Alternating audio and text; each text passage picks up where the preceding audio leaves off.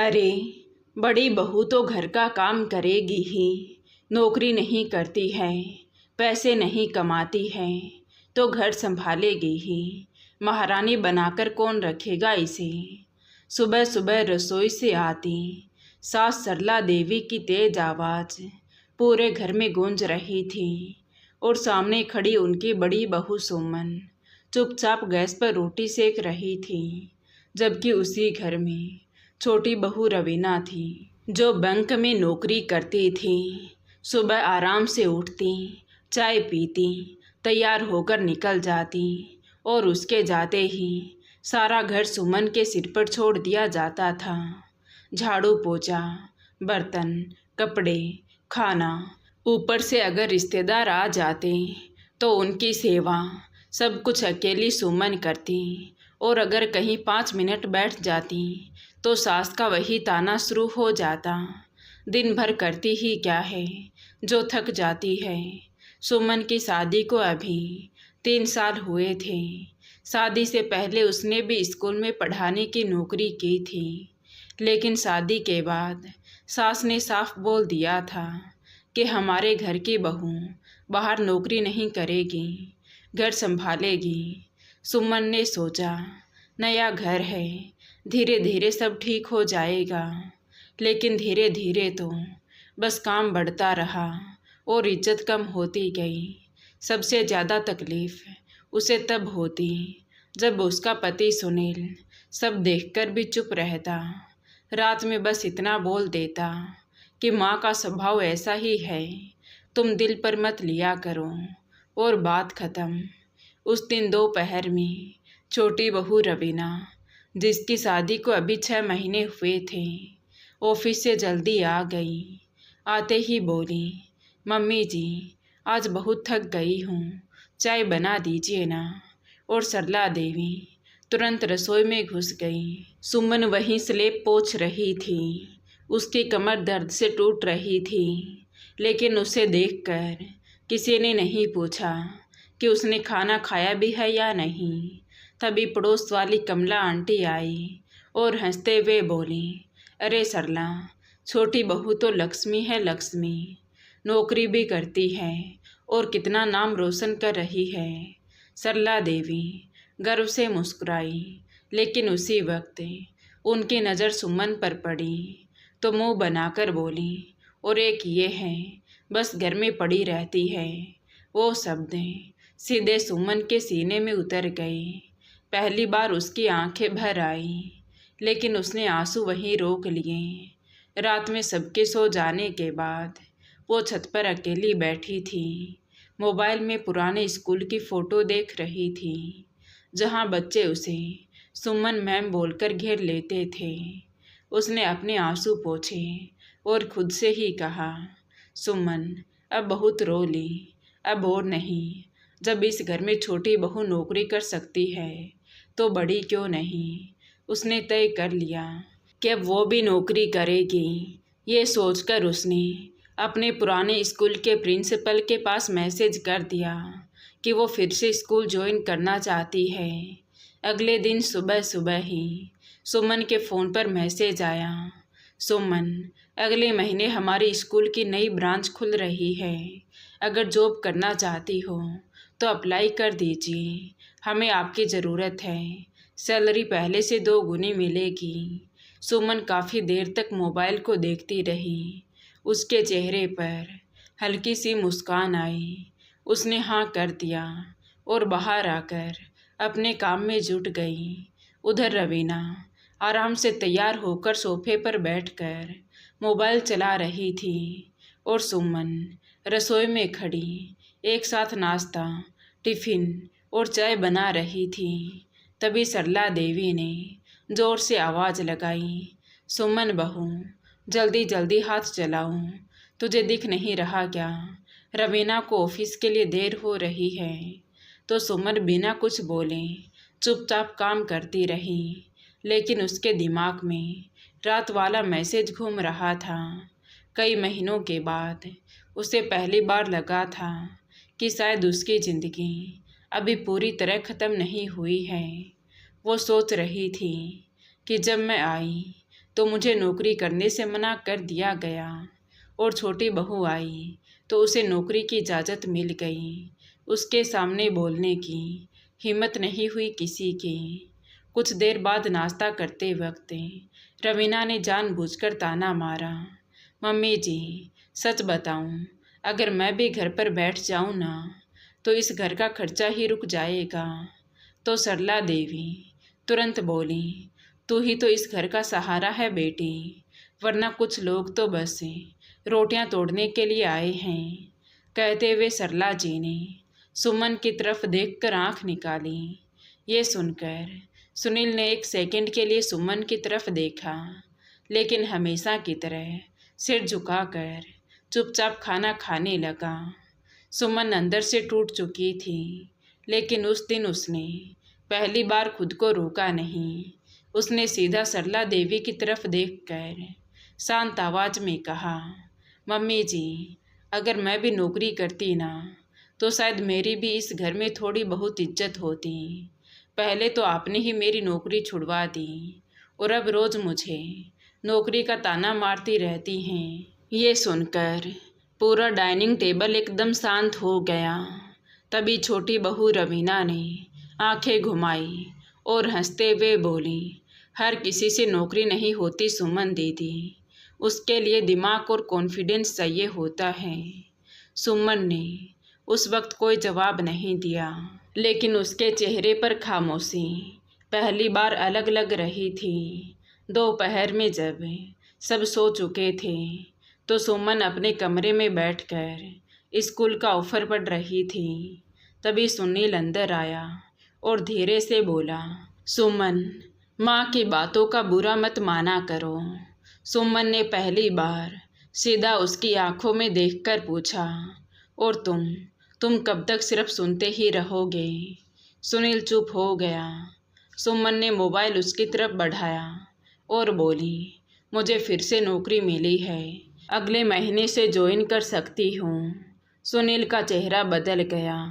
उसने तुरंत कहा, अभी इसकी क्या ज़रूरत है, घर कौन संभालेगा? तभी सुमन हल्का सा हंसी, लेकिन उस हंसी में दर्द था। मतलब घर सिर्फ मेरी जिम्मेदारी है, छोटी बहू की नहीं। सुनील के पास कोई जवाब नहीं था। शाम में सुमन छत पर कपड़े उतार रही थी। तभी नीचे आंगन से सरला देवी और देवरानी रवीना की बातें सुनाई दी। रवीना धीरे आवाज़ में कह रही थी, मम्मी जी सुमन दीदी को कभी नौकरी मत करने देना, वरना कल को ये भी बराबरी करने लगेगी तो फिर घर कौन संभालेगा? सरला देवी बोली, अरे उसको इतना दबाकर रखा है मैंने कि वो कभी मुंह नहीं खोलेगी। सुमन सीढ़ियों पर खड़ी ये सब सुन रही थी। उसके हाथ में पकड़ी गीली चादर धीरे धीरे नीचे गिर गई, लेकिन इस बार उसकी आंखों में आंसू नहीं थे।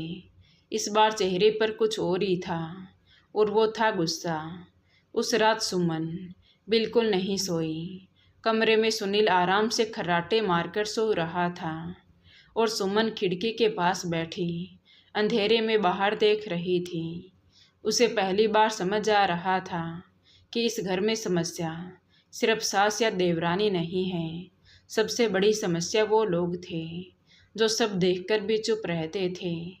उसने धीरे से अपना पुराना फाइल बैग निकाला, जिसमें उसके सर्टिफिकेट, स्कूल के बच्चों के कारण और कुछ पुरानी तस्वीरें रखी थी। उन तस्वीरों में जो सुमन मुस्कुरा रही थी वो इस घर में आने के बाद कहीं गायब हो चुकी थी।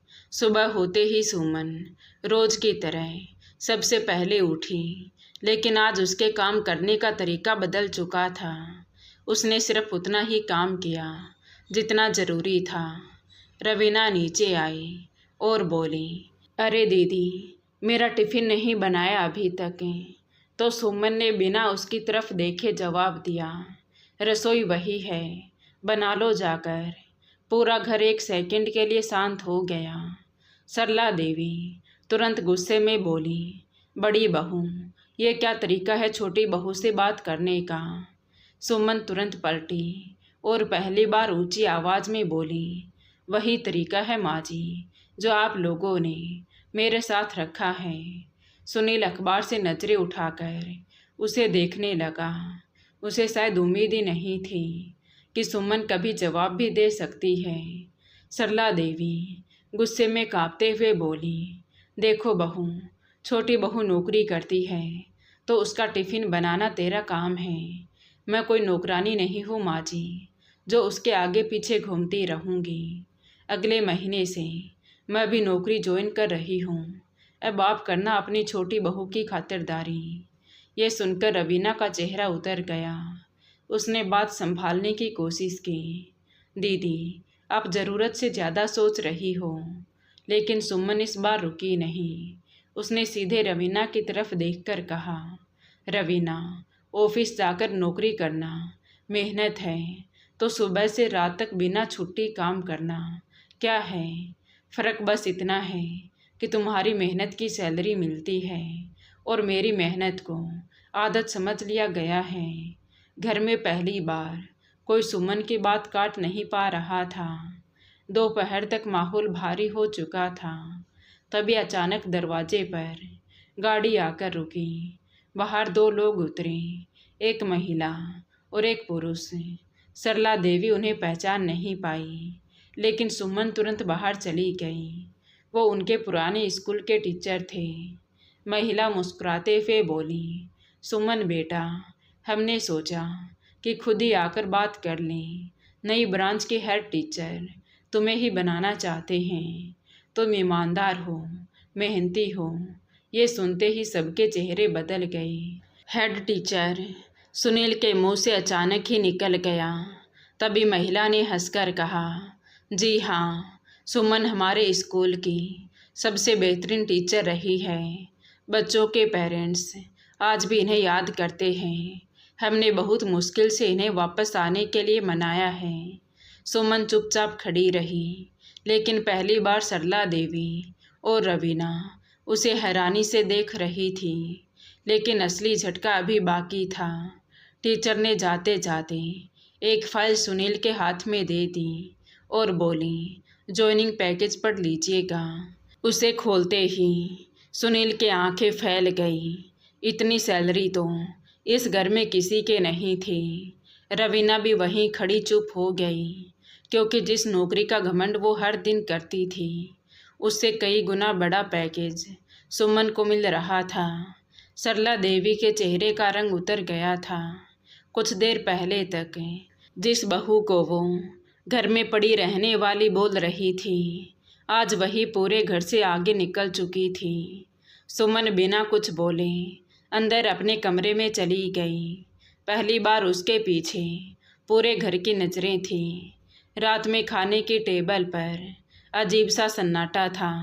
सरला देवी खुद उठकर सुमन के प्लेट में खाना परोसने लगी। रवीना ने ज़बरदस्ती मुस्कुराकर पूछा, तो कब से ज्वाइन कर रही हो? सुमन ने शांत आवाज़ में कहा, अगले सोमवार से। तो सुनील तुरंत बोला, लेकिन घर का क्या होगा?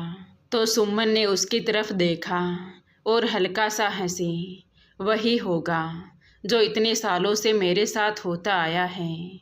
सब अपना अपना काम करेंगे। ये सुनकर किसी के पास बोलने की हिम्मत नहीं थी। अगले कुछ दिनों में घर का माहौल पूरी तरह बदल गया। अब सुबह रवीना खुद अपना टिफ़िन बनाने लगी थी। सुनील पहली बार अपने कपड़े खुद ढूंढ रहा था। सरला देवी भी अब सुमन से ऊंची आवाज़ में बात करने से पहले सोचती थी, लेकिन सुमन सब देख रही थी। उसे समझ आ चुका था कि इस घर में प्यार नहीं बदला था, बस ज़रूरत बदल गई थी। सोमवार की सुबह सुमन तैयार होकर नीचे आई। हल्की ऑफ वाइट साड़ी पहनी, हाथ में फाइल और चेहरे पर वही पुराना कॉन्फिडेंस जो सालों पहले कहीं खो गया था। तभी सरला देवी उसके पास आई और बोली, सुमन, अगर हमने कभी कुछ गलत कहा हो तो दिल पर मत लेना बेटा। सुमन कुछ सेकंड उन्हें देखती रही, फिर धीरे से बोली, गलत बातों का दुख उतना नहीं होता माँ जी, जितना इस बात का होता है कि इंसान को उसकी औकात सिर्फ पैसों से मिलती है। पूरा घर चुप हो गया। सुमन दरवाजे तक पहुंची ही थी कि तभी एक कैब आकर रुकी। ड्राइवर उतरा और बोला, मैम, स्कूल की तरफ से गाड़ी आई है। मोहल्ले वाली खिड़कियों से देखने लगी। ये वही लोग थे जो पहले बेचारी पूरा दिन घर में काम वाली बहू बनकर रह गई है। ये कहते थे, आज उसी बहू को सम्मान से जाते हुए देख रहे थे। सुमन कैब में बैठी, लेकिन इस बार उसके आंखों में आंसू नहीं थे। उन आंसुओं की जगह एक सुकून था, एक ऐसा सुकून जो सालों तक खुद को खो देने के बाद वापस मिला था। कैब धीरे धीरे आगे बढ़ गई और घर के सभी लोग उसे जाते हुए देखते रह गए। पहली बार उस घर को एहसास हुआ कि जिस औरत को वे सिर्फ घर का काम करने वाली नौकरानी समझते थे, वही इस घर की सबसे बड़ी ताकत थी। उस दिन के बाद घर की तस्वीर पूरी तरह बदल गई। अब सरला देवी खुद सुबह उठकर अपने काम करने लगी। उन्हें समझ आ गया था कि बहू सेवा करने के लिए नहीं, बल्कि परिवार का हिस्सा बनने के लिए घर आती है। रवीना का घमंड भी धीरे धीरे टूट गया। अब वो सुमन से सलाह लेने लगी। उसे एहसास हुआ कि नौकरी करने से कोई बड़ा नहीं बन जाता, बड़ा इंसान अपने व्यवहार से बनता है।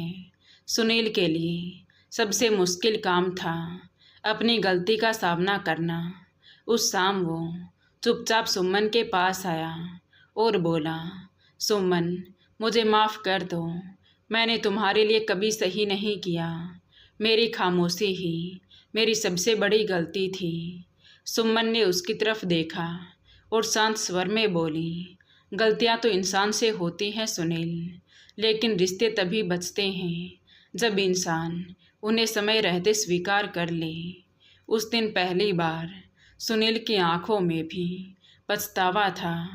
उस दिन के बाद उस घर में काम का भी बंटवारा हुआ और सम्मान का भी, क्योंकि दोस्तों, रिश्ते तभी मजबूत बनते हैं जब घर के हर सदस्य की मेहनत की कदर हो। फिर चाहे वो घर संभाले या बाहर नौकरी करे, दोनों की मेहनत बराबर होती है। फ़र्क सिर्फ इतना है कि एक की तनख्वाह आती है और दूसरी की मेहनत अक्सर अनदेखी कर दी जाती है। इसलिए एक महिला की कीमत उसके कमाए हुए पैसों से नहीं, बल्कि उसके संस्कार से होती है। तो दोस्तों, आपकी नज़र में सुमन ने जो किया, क्या वो सही था? अपनी राय कमेंट बॉक्स में ज़रूर बताएं।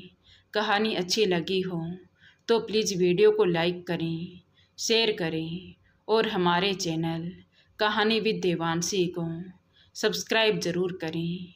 Thank you.